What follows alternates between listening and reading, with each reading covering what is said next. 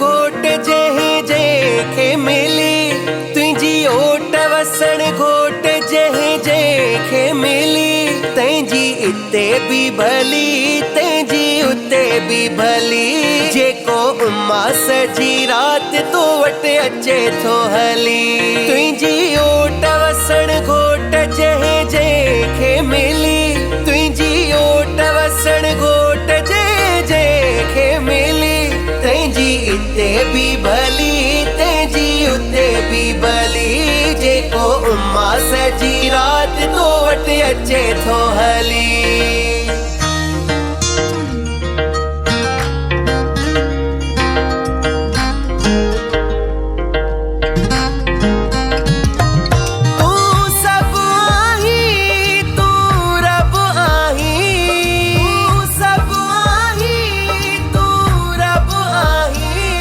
कंदो दुख जीवन मां लॻिया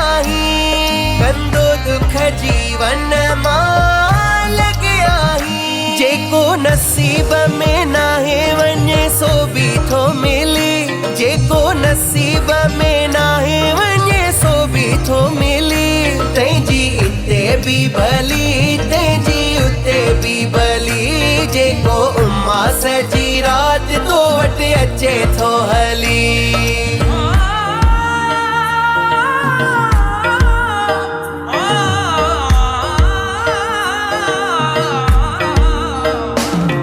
जेॾो तो वॾनो औकात नया जेॾो तो वॾनो औकात नया तोखे यादि न कयां अहिड़ी रात नया तोखे यादि न कयां अहिड़ी रात नया जेको यादि करे तोखे वलियुनि जा वली जेको यादि करे तोखे वलियुनि जा वली तैंजी इते भी भली तैंजी उते भी भली जेको उमास जी रात तो वट अचे थो हली।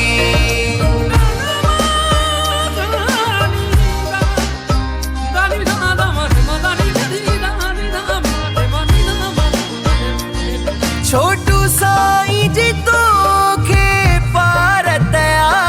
छोटू साईं जी तोखे पार दया तोसां प्यार कंदो घोट बेहदिया तोसां प्यार कंदो घोट बेहदिया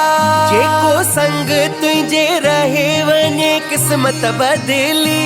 जेको संग तुंहिंजे रहे वञे किस्मत बदली तैंजी इते भी भली तैंजी उते भी भली जेको उमास जी रात तो वट अचे थो हली तुंहिंजी ओट वसण घोट जहे जेखे मिली तुंहिंजी ओट वसण घोट जेखे मिली तैंजी इते भी भली तैंजी उते भी भली जेको उमास जी रात तो वट अचे थो हली तैंजी इते भी भली तैंजी उते भी भली